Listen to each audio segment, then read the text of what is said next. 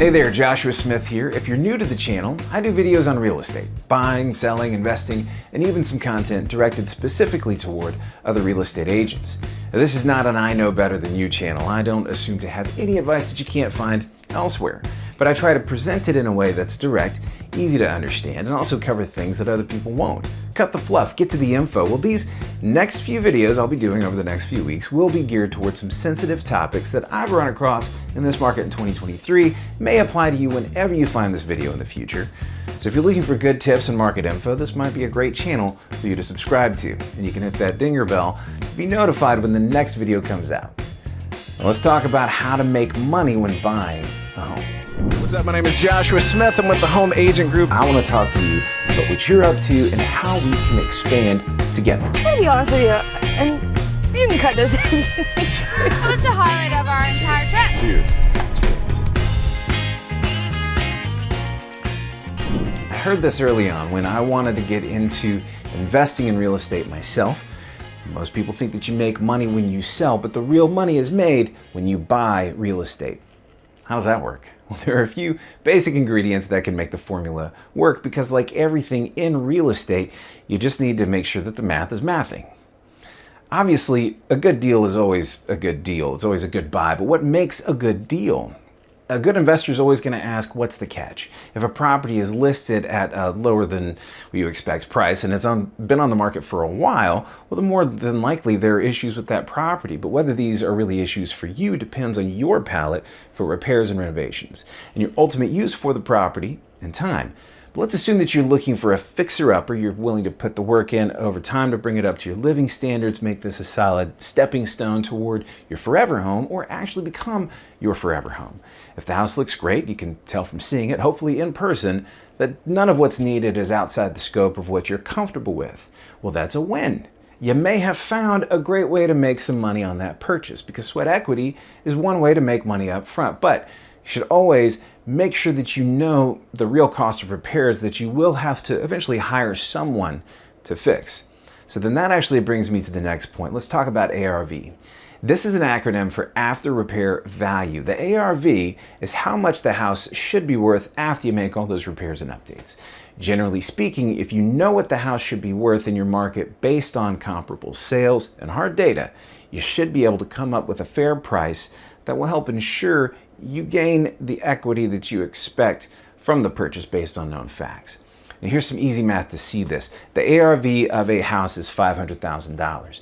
If you buy that house at value, you'd likely put 20% down or $100,000 and say that the house needs another $100,000 in repairs. Well, that brings the house to a fair market value of $300,000. It's not quite that clear cut all the time, but most investors are looking to spend no more than 70 to 80% of the ARV minus repairs toward a purchase because the house isn't actually worth that right now. Again, it's the after repair value. And the math really doesn't need to be more complicated than that.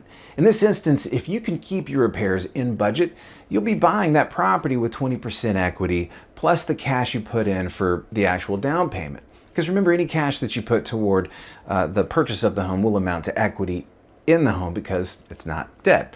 Obviously, we hope the market will also increase the value of the home over time, but making money on the purchase means that you get it at today's ARV, not making assumptions about that future value, at least not reasonable assumptions, because there are reasonable assumptions to make. Now, circling back to what makes a good deal and about what we know about ARV, you really do want to make sure that you have contractors lined up in advance to looking for a house that needs repairs if you're planning to go this route, because they're going to be the ones alongside your home inspector and your agent that can help identify the scope of work involved. This is important because if you want to make money on your purchase, you have to make sure you're not going to over-improve a house beyond its real market value, because unique homes are hard to appraise. It can be hard to sell for their worth. I have a whole list of contractors that I work with and I call on all the time for advice and jobs that come up for myself and for clients. And it's the only way to make a deal work sometimes. But good deals aren't just about the money, they're also about timing. If it's a clear deal, it's not going to sit on the market forever. You got to have those people lined up. Someone with that experience can get in quick and help ensure this investment isn't going to cost you more than it's worth, so you can get that offer in quick. Granted, the desire to be in a historical home or specific neighborhood or any number of other reasons that play into house buying decisions in that decision-making process are important, but the math doesn't lie. And though we never know the future, a current market will tell you a lot about your home's value. Now, making money on your purchase is also about how you intend to use that property. Will it be a primary or income property? If it's an income property, it's a little bit more clear-cut, but even when you're buying a primary residence, if you consider how much value you know you can add right away and down the line, that's where you can begin to see the value in your purchase. But even if you intend to live there, is it somewhere that you could see yourself renting later? Many investors will buy houses that they can live in for 2 or 3 years or longer with the plan to either sell at that point, avoid those capital gains after those first 2 years, or with the intent to turn it into a rental property, an income property, whether short-term, long-term, whatever. I think ahead about this use is all a part of how you want to look at your purchase because it speaks to another great rule of thumb that I learned early on. You always want to know your exit strategy before you put your money in. Now, the last things that I want to talk about are how you can use lending practices and some tax programs as a way to make money on your purchase, or maybe just save money on your purchase. And full disclosure, I'm not a lender or a tax consultant, but I can speak to the advantages of utilizing these products. Many investors do already know about this, but if you are a homeowner, want to be a homeowner, would like to get into investing, then these are things that you want to know, at least the high notes. If you use a property for income purposes, whatever that may be, any income and non-primary residence can be used in a 1031 exchange. This is a tax exchange where you could defer the capital gains that you owe when you sell if you apply your profits to purchase another income property. Tennessee doesn't have capital gains taxes. Other states are the same, but there's always the federal capital gains tax to pay attention to. And there's a lot that spills into this, so you definitely want to talk to a CPA, like I said before, someone who deals directly with 1031 exchanges. They're 1031 exchange companies. But suffice it to say, it's a great way to defer that tax liability, push it down the road a little bit, keep investing. There are other loans like the 203K FHA loan, which gives you money for repairs before converting to a mortgage.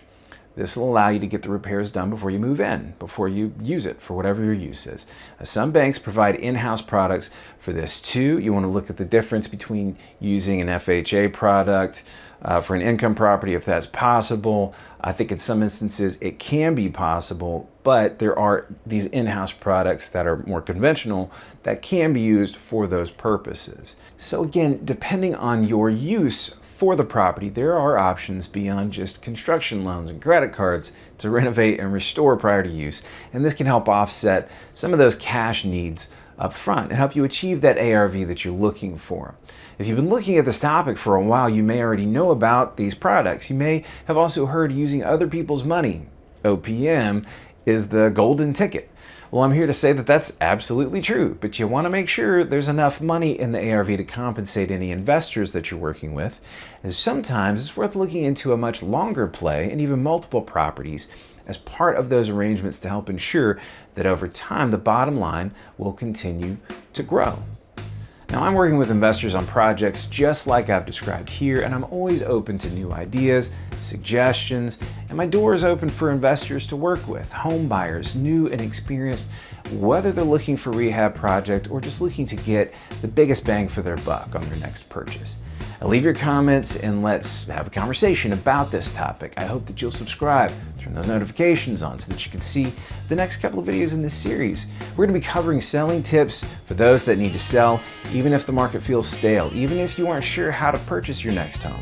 We'll cover how to purchase with high interest rates. Overall, talking about how to offset upfront costs so that you can continue to grow your portfolio and get into the home of your dreams.